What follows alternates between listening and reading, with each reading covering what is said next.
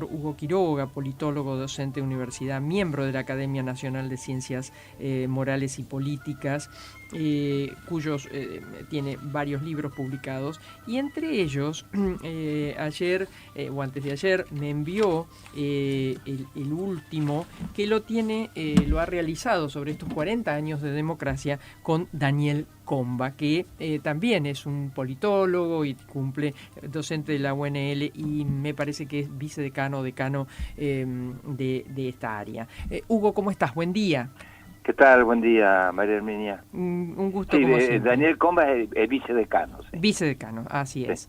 es. Bueno, este trabajo tan grande y tan puntilloso, ¿no? Junto con él, un nuevo trabajo que nos acercás, y fundamentalmente a los que nos gusta entender lo que pasa, y a tantos alumnos que quieren introducirse en el mundo de lo político y del interrogante sobre lo que nos pasó en estos 40 años. Creo que es material imprescindible. Ahora bien, antes de saber qué nos pasó en estos 40 años, ¿qué nos pasó para aquel golpe del 24 de marzo del 76?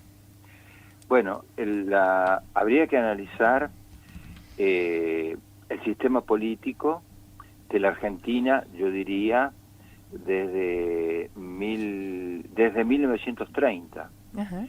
Es decir, desde el golpe contra Irigoyen. Creo que ahí se abre un nuevo sistema político que yo he caracterizado, siguiendo a Alain Rouquier, como un sistema político pretoriano. Uh-huh. Pretoriano significa, para que la audiencia entienda, por ahí no todos, un sistema en el cual las Fuerzas Armadas se convierten en actores políticos, salen de su función específica, se convierten en actores políticos, y la sociedad acepta de algún modo o de otro que puedan gobernar. Entonces esto hizo que hubiera 6 golpes durante ese ciclo de 50 años, diríamos, entre el 30 y el 83, 6 golpes de Estado, ¿no? 43, 55, 62, 66, 76, y diría también, una tutela militar sobre 2 gobiernos civiles, el de Arturo Illia y el de Frondizi, que si bien llegaron al poder por las elecciones, no tuvieron una legitimidad de origen, porque estaba proscripto lo que sin duda era en ese momento el partido mayoritario, esto es el Partido Peronista.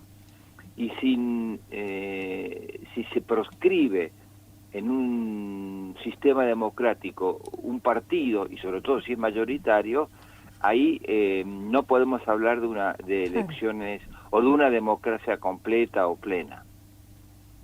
Entonces, estos 50 años forjaron yo creo que una cultura política pretoriana, que de un modo o de otro, muchas veces con resistencia, yo no digo que no, pero que efectivamente logró que buena parte de la sociedad aceptara que los gobiernos podían gobernar, a pesar de que hubo fracasos, ¿no?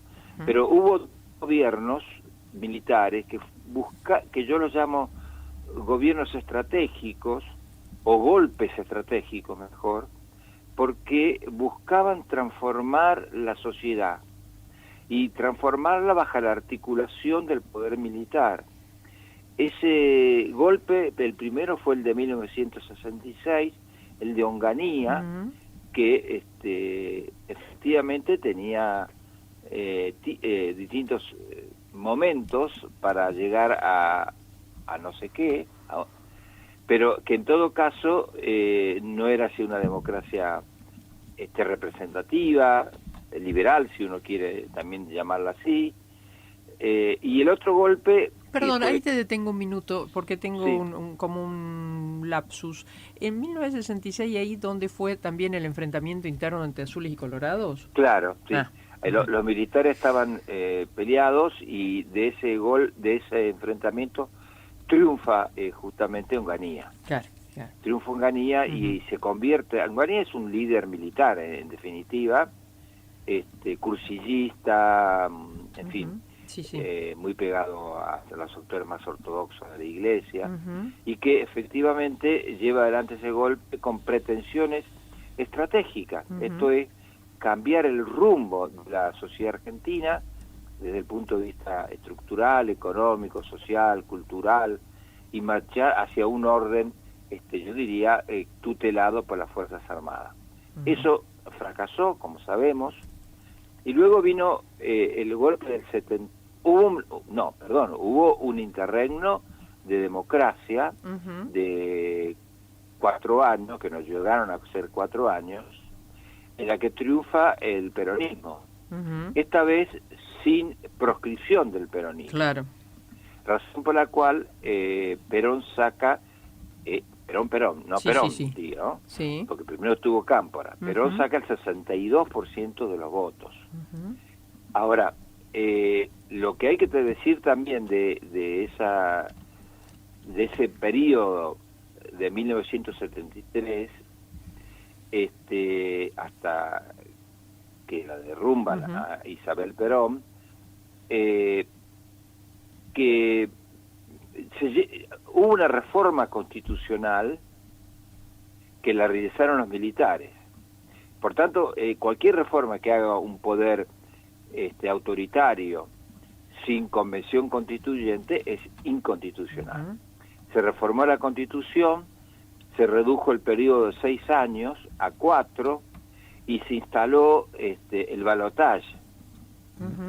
Pero el balotaje en ese momento era 50+1, como debe ser el balotaje, y es en casi todas partes del mundo, no como el que tenemos nosotros ahora.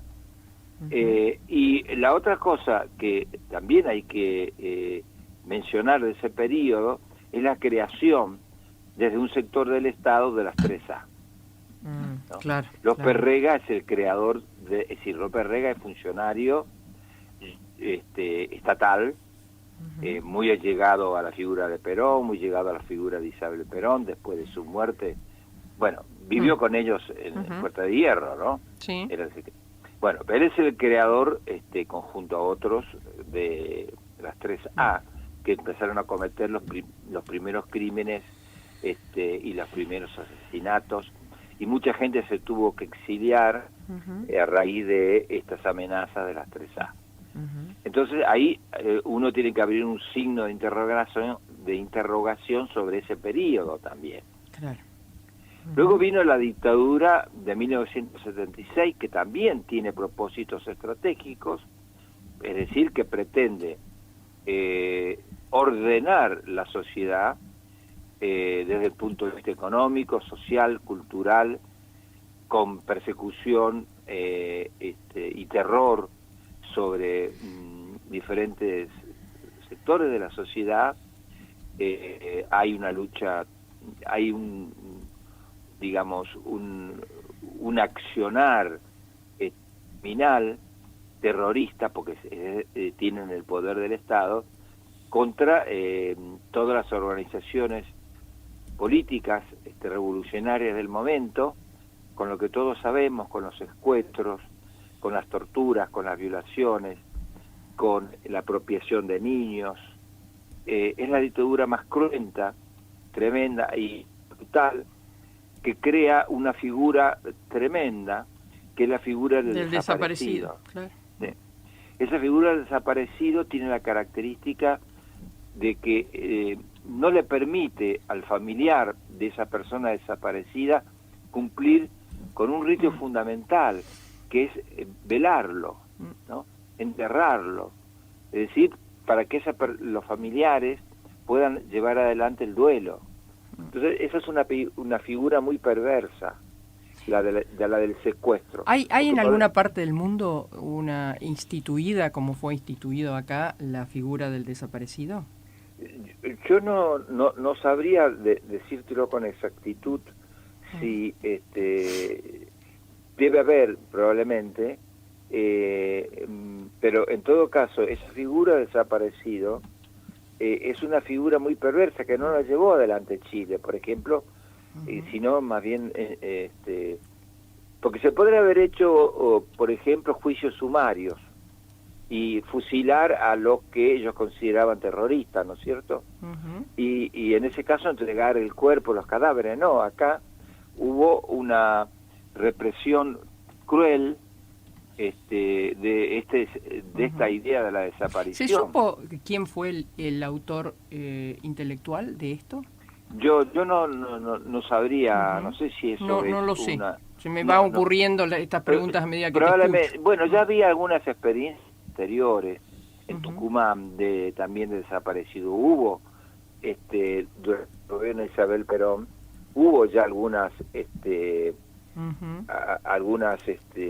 antecedentes, creo que ahí se fue preparando el terreno para esta idea de los desaparecidos, ¿no? Hugo, ¿y qué nos deja 48 años de aquello? ¿Qué hemos aprendido y qué hemos pasado de largo? Bueno, lo que aprendimos es que hay un pacto fundacional democrático.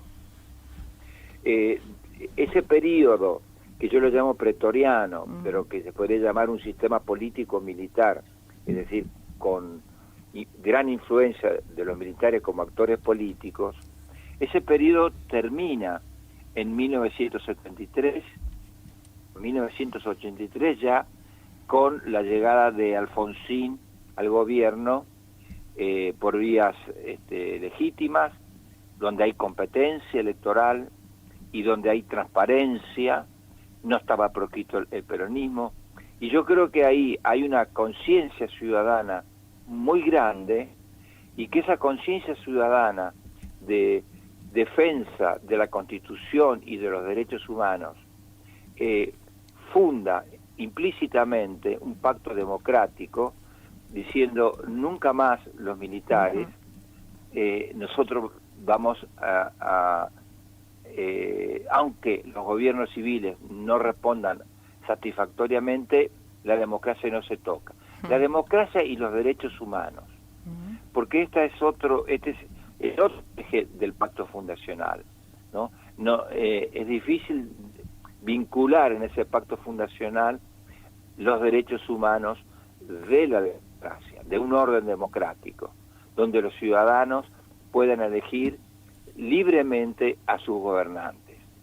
Ese pacto creo que es un pacto de legitimidad democrática, está vigente en el sentido de que está vigente en la conciencia de la ciudadanía, y también está vigente la idea de los derechos humanos, de la memoria, de la justicia y la verdad. Y por eso yo no diría que hay que conmemorar el golpe, lo que hay que hacer es repudiar el golpe del 24 de marzo, ¿no?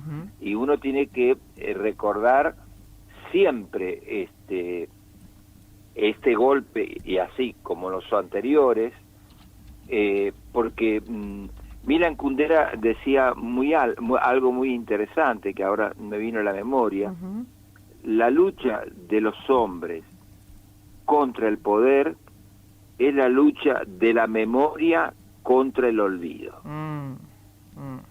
Es la lucha de la lucha de los hombres contra el poder, es la lucha de la memoria contra el olvido. De eso se trata. De tener memoria para que efectivamente no suceda nunca más. En ese libro al cual estás haciendo referencia, que se llama Voces Plurales para Pensar la Argentina, que llega hasta junio del 2023, no, 2020, estoy diciendo bien, que no analiza el proceso electoral. Hay 20 autores ahí en ese libro. Justamente nosotros encontramos, bueno, yo ya la conocía, para haber estuve exiliado en Francia, un texto de Cortázar, muy breve, del prólogo de un libro. Efectivamente, él habla de la negación del olvido. Claro. Y justamente ahí trata de la figura y define la figura del desaparecido por esta crueldad de que los familiares no puedan enterrar a sus víctimas, producir el duelo. Por eso es que siempre los organismos de derechos humanos, las madres, las abuelas, han dicho siempre, bueno, con vida se los llevaron y con vida los queremos. Así es. ¿Tuviste que exiliarte en cuál? ¿Con el 76? No, yo me exilié con la última dictadura, no, con la anterior no, porque no me daba la edad, pero claro, con esta sí. Claro. Con la del 76 yo estuve exiliado, yo me fui de la Argentina, creo que, bueno, en marzo de 1977. La última pregunta. Cuando las generaciones jóvenes, vos sos docente, sí. ¿Tienen aprehendido con H esto de que estamos hablando o solo nos queda aquellos que medianamente lo vivimos o aquellos que se interesan intelectualmente? Porque si los jóvenes no lo tienen bien aprehendido, estamos complicados, ¿no? Claro. No, yo creo que hay una juventud que ha aprendido efectivamente lo que ha sido, aunque no lo hayan vivido, obviamente, el horror de esa dictadura criminal. Hay una conciencia que se ha ido transmitiendo durante estos 40 y pico de años, porque todos los años se repudia el golpe de Estado. Hay que conmemorar en todo caso la democracia, el juicio a las juntas militares, que eso es fundamental, la creación de la CONADEP, y después de nuevo cuando se vuelve a rehabilitar los juicios contra los que se habían apropiado de niños, en fin, hay una actividad permanente de la memoria, de la verdad y la justicia, y yo creo que los jóvenes, si bien no lo han vivido, están absolutamente, diríamos, imbuidos, interiorizados de esa de ese desastre y de lo que fue ese momento tan oscuro de la sociedad argentina. Yo, desde ese punto de vista, yo creo que hay una conciencia colectiva, ¿no? de una ética que tiene que ver con la ética de los derechos humanos, con vivir en paz y en convivencia democrática. Me parece que eso, a pesar de que durante estos 40 años ha habido un declive, una declinación de la democracia, con avances, con retrocesos, pero que en definitiva estamos viviendo una democracia que tiene, no sé, 50% de pobreza extrema, desempleo, situaciones en educación, en la cultura, en fin, todavía a pesar de eso, los jóvenes no están pensando en una dictadura. Alguien me podrá decir, no están pensando en la dictadura militar, pero han pensado en Milei, que es un hombre que desde mi punto de vista yo lo defino como un